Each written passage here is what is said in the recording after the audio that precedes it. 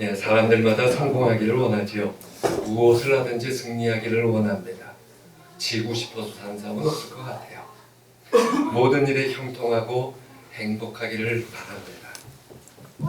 어떻게 하면 성공하고 승리하고 형통하고 행복할 수 있습니까? 그런데 우리는 특별히 고난이 찾아왔을 때 더욱더 바람 앞에 흔들리는 촛불처럼 일렁이는 그 내 신앙, 예수님 믿는다고 하는데 흔들리는 내 속을 보면 괴롭습니다. 어렵다고 하는 것은 이해하기도 설명하기도 또 누군가에게 털어놓기도 어렵기 때문에 고난입니다. 고난이 단순한 설명과 해설로 이해될 수 없고 공감할 수 없는 실제적인 상황이기 때문에 그래요. 그런데 우리 믿는 사람들이 어떠한 고난이 다가올 때 하나님의 주권하심을 의심해서는 안 될 겁니다. 오늘 본문처럼 고난 중에서도 하나님 뜻 신뢰하고 하나님의 선하심을 의지해야 합니다. 고난이 다가올 때 그래서 우리가 물어야 할 질문은 고통 중에 하나님 어디 계신가가 아니라 고통 중에 내가 하나님 안에 있는가라고 하는 질문을 던져야 돼요. 보이는 고통은 잠깐이지만 보이지 않는 하나님의 선하심은 영원하십니다. 그 모든 것의 핵심은 하나님이세요. 하나님께서 내 편이 되어주시면 모든 것 됩니다. 하나님의 배후의 역사하심이 우리의 모든 것의 성패를 결정짓는 요소입니다. 오늘은 예화를 좀 도전적으로 드리려고 그래요. 요 근래 교인 가운데서도 저에게 문자로 주셨고 또 다른 교회 다니신 분도 저에게 주셨고 또 여러 목사님들이 요 근래 가장 많이 인용하는 예화입니다. 그래서 조금 각색을 할게요. 어느 날 비행기가 출발하기 직전이었습니다. 조종석에 앉아있는 기장은 기독교인이었고 부기장은 무슬림이에요. 근데 그날따라 기장이 마음이 무겁고 무척 힘들었답니다. 그래서 그 마음을 이기기 위해서 계속 찬송을 불렀대요. 그러니까 결국 그 옆에 자리에 앉아 있었던 부기장이 CD라도 내실 거냐고 그렇게 농담을 건넸대요. 그런데 아무리 찬송을 해도 마음이 진정되질 않고 그냥 빨리 가고 싶다는 생각이 들었답니다. 그래서 관제탑에 이야기를 하고 예정보다 좀 빨리 이륙시켜달라고 해서 결국 3분 일찍 비행기가 떴답니다. 그런데 기장의 눈앞에 펼쳐진 땅이 이상했습니다. 관제탑에 이륙했다고 연락을 취하는데 더 이상 아무도 받지를 않았답니다.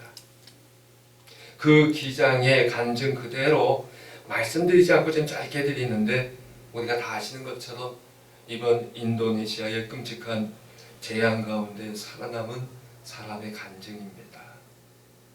비행기가 이미 뜨기 전부터 활주로를 가는데 땅이 흔들렸고 하늘을 올라와서 보니까 여러분이 뉴스 시간에 인공위성 사진을 본 것처럼 그렇게 땅이 눈앞에서 사라지더랍니다.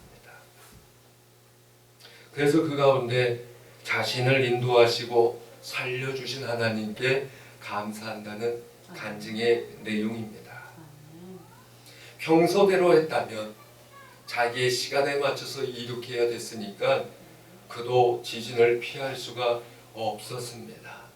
하나님께서 그를 지키시고 그의 편이 되어 주셨기 때문에 체험한 특별한 은혜입니다. 그런데 누군가 이런 간증을 들으면 속으로 반문을 해요. 그러면 죽은 많은 사람은 만약 지금 저희 예화를 들으시고 그런 식의 생각이 드신 분이 계시다면 당신의 편이 되어주신 하나님을 좀 만나시기 바라요. 하나님 앞에서 왜 나는 그렇게 은혜 받지 못하냐고 좀 울며 기도하시기 바래요. 왜냐하면 긍정적인 단순함이 없어요. 일반적인 은혜는 받을 수 있어도 자기에게 찾아온 특별한 은혜를 받을 수 없다는 거예요. 그런 사람은. 지금 이런 이야기들은 특별한 은혜예요. 나도 햇볕 맞고요. 나도 숨 쉬고요. 그건 누구나 교회 다니든 안 다니든 모두에게 주시는 일반적인 은혜예요. 적어도 이렇게 얘기할 수 있지 않겠어요? 그 한 사람만 살아남은 것이 아니라 그 한 사람으로 인해 비행기에 탑승한 모든 사람이 살았어요. 그러면 또 누군 그래요? 그래서 그럼 그들이 예수를 믿었어요? 영접했어요? 그렇게 반문하신다면 그보다 먼저 그들에게 삶의 기회가, 예수님을 만나볼 수 있는 기회가 다시 주어졌다는 것에 감사해야 돼요. 그래야 은혜가 시작돼요. 하나님이 내 편이십니까? 6절에서 여호와는 내 편이시라 내가 두려워하지 아니하리니 사람이 내게 어찌할까? 라고 말씀하고 있어요. 하나님께서 내 편이시란 말은 하나님께서 나를 돕기 위해서 내 곁에 계신다는 거예요. 따라서 하나님께서 내 편이 되어주시면 그 어떠한 문제라도 능히 물리치고 승리할 수 있습니다. 오늘 이 본문의 시편의 저자는 어떤 상황에 처해 있나요? 10절에서 문나라가 나를 에워쌌고 11절에서 그들이 나를 에워싸고 12절에서 그들이 벌들처럼 나를 에워쌌고 13절에서 나를 밀쳐 넘어뜨리려 하였다. 한마디로 사면 초가의 최대의 위기 상황에 있었다는 거예요. 문제는 더 이상 어떻게 할 수 없는 기막힌 공경에 처했다는 거예요. 그 모든 상황 속에서 승리할 수 있다면 그 승리의 비결은 하나님께서 내 편이 되어 주실 때입니다. 그 사실 하나예요. 그 누가 도와줄 사람 없어요. 그러니까 고난이죠. 더 이상 싸울 기력도 없어요. 의욕조차 상실한 절망적인 상황이에요. 거기에서 사람 찾고 돈 찾고 뭘 찾아봤자 해결되지 않아요. 하나님께서 내 편이 되어 주신다는 믿음으로 희망을 갖고 일어서야 될 때예요. 아무리 고난과 어려움과 강한 대적이 공격해 올다 할지라도 두려움이 없어지는 것은 하나님이 내 편일 때입니다. 오늘 우리에게 필요한 신앙의 모습은 이거예요. 어떤 도전과 어려움이 온다고 할지라도 불안해하거나 두려워하지 않는 이유는 살아서 역사하시는 하나님, 그 하나님이 내 편이실 때 도와주실 것이기 때문이에요. 항상 하나님이 내 편이 되어주신다는 확신을 가지고 승리할 수 있어야 됩니다. 왜 하나님이 내 편이 되어주십니까? 7절에서 여호와께서 내 편이 되사 나를 돕는 자 중에 계시니, 하나님께서 왜 내 편이 되어주시는지 말씀해주고 있어요. 내 편 되시는 것은 나를 돕기 위해서예요. 나와 함께 하시는 하나님께서 나를 끝까지 도와주시기를 원하시는 거예요. 내 편 되어주시는 하나님께서 내 우편에서 나를 돕고 계시는 걸 믿을 때 우리가 힘나고 용기가 생기고 자신감을 가지게 돼요. 하나님이 내 편 되시며 나를 도와주시면 무엇이 문제가 되겠어요?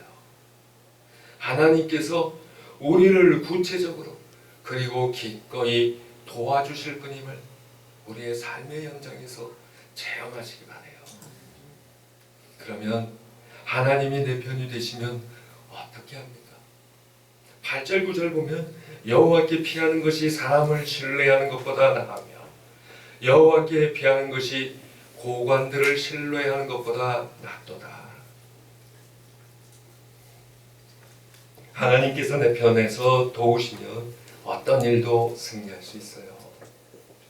나를 돕는 하나님, 어떤 일에서도 나를 얼마든지 도우시면 승리할 수 있어요. 나를 돕는 하나님, 전능하신 하나님이시기 때문이에요. 나의 문제를 충분히 해결해 주실 수 있는 모든 능력의 하나님이세요. 나의 작은 그 소리까지, 나의 형편과 처지를 아시고 그 신음소리까지 들으시고 내 사정 전적으로 아시는 하나님, 그 하나님께서 적극적으로 나를 도우십니다. 그런데 다 믿어요, 여기까지도. 그러나 이제 문제는 그게 언제냐라는 문제죠. 사람들은 흔히들 얘기해요. 내가 교회 열심히 다녀, 봉사도 열심히 해, 헌금도 해, 전도도 해, 못도 해. 그런데 언제죠? 응답 주시는 건? 그 질문이 나를 괴롭게 하지 않습니까? 저에게 평소에 알고 지내시는 권사님 한 분이 계세요. 올 상반기에 저에게 한번 전화를 하셨어요. 집에 어려운 일이 생기셨더라고요. 그런데 저에게 전화 가운데 이야기를 하셨어요. 부군 되시는 장로님과 함께 그 일을 맞닥뜨렸을 때 우리가 이런 부분에서 제대로 신앙을 못했기 때문에, 지키지 못했기 때문에 이런 일이 우리에게 닥쳤다고, 회개하자고. 그래서 두 분이 같이 회개하고 기도하셨대요. 들으면서 참 귀한 신앙이다, 그게 싶었어요. 저한테 같이 기도해달라고 오시는 건데 기도 안 해도 응답받게 그렇게 하시더라고요. 그런데 어느 날 얼마 전이었어요. 다시 전화가 왔습니다. 그 두 분이 워낙 교계에서 유명하신 분이기도 하고 해서 아는 목사님들도 꽤 많으셔요. 그 중에 어느 목사님 방송에도 고정으로 나오시는 분은 따로 이제 신앙 상담을 하셨답니다. 이유는 간단해요. 들어보니까 그 닥친 예를 그렇게 기도하고 회개하고 다 열심히 더 하는데 해결될 실마리가 보이지 않는다는 거예요. 몇 개월이 지나도. 그래서 어떻게 하면 좋겠습니까? 무엇을 해야 되겠습니까? 그 목사님과 상담을 했대요. 근데 그 답이 본인들이 벅찰 정도로 결단해서 헌금을 하십시오라고 했대요. 그래서 저에게 그 말씀이 어떤 말씀인지 성경의 말씀으로 좀 듣고 싶다고 다시 전화를 하셨던 거예요. 물론 그 목사님은 권사님의 헌신을 말씀하신 거예요, 분명히. 그럴지라도 저의 답은 아니요 였습니다. 전화를 끊고 나서 사실 저 마음이 무거워졌습니다. 결국 그분의 이야기는 어느 목사님에게 자신의 미래를 놓고 하나님의 그 섭리하심을 물었다곤 해도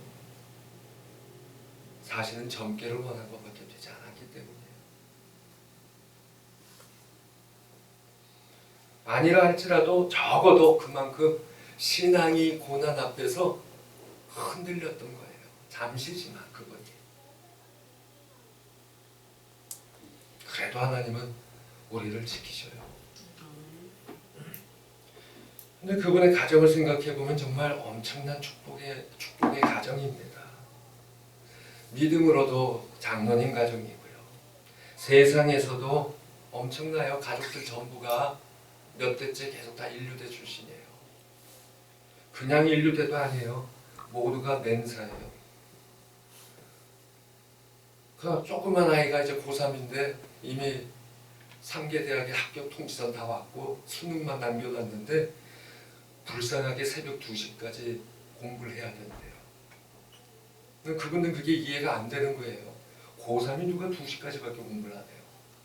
초등학생도 그렇게 하는데. 그런 집이에요. 세상에서도 지위가 높아요.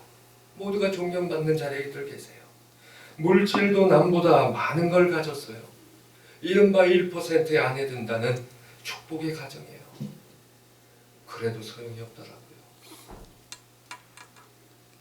대다수 우리는 그런 생각을 하죠. 돈만 좀 있어봐라. 내 삶에 좀 여유가 그래서 있어봐라. 나도 좀 교양 있게 살고 나도 믿음의 언어로 얼마든지 살 수 있다. 문제 앞에서 이길 힘은 세상이 아니라 오직 하나님이십니다. 어느 때가 아닙니다. 하나님께서 내 편이시라는 것을 믿기만 하면 되는 겁니다. 그 하나님 시편 121편 4절에서 말씀하시죠. 이스라엘을 지키시는 이는 졸지도 아니하시고 주무시지도 아니하시리로다. 하나님은 신이세요. 당연히 우리처럼 피곤하지 않아요. 올마이리, 전지전능하시잖아요. 그러니 주무시지 않는 게 당연하지 않겠습니까?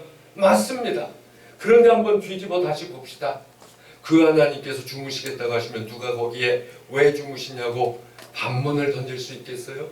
하나님이신데, 신인데, 그 누구도 이의를 제기할 수 없는데, 그렇게 생각하는 신에 대한 생각은 우리의 이성에 따른 정의일 뿐이에요. 그것이 아니라 실제적으로 만나는 하나님을 우리는 택해야 돼요. 왜 하나님이 그렇게 하시는가? 앞에서 설명하잖아요. 지키시는 이가, 이스라엘을 지키시는 이가, 나를 위해서 하나님이 내 편이시라고 고백하는 이들을 위해서 지키기 위해서 졸지도 주무시지도 않겠다라고 선언하신 것, 시편 기자가 깨닫고 감격해서 하는 고백인 거예요. 하나님이 내 편이십니다라고 하는 이들을 위해서 스스로 그래 내가 너를 위해서 지키기 위해서 졸지도 주무시지도 않겠다. 엄마가 위대하다고 하죠. 저도 아이를 어려서 키울 때 보면요 정말 신기해요. 애가 기척을 보여도 기척만 해도 엄마는 깨요. 피곤한데도 깨더라고요. 물론 아는 저도 깬 거예요. 그런데 신기한 거는요 저보다 더 빨라요. 먼저 가서 아이를 안아요. 그게 어떻게 하는 거예요? 엄마는 그래서 위대하다고 하는데 그 엄마도 자요. 자다가 깨는 거지. 그런데 하나님은 그것조차 안 하시겠다는 거예요. 그냥 지키시겠다는 거예요.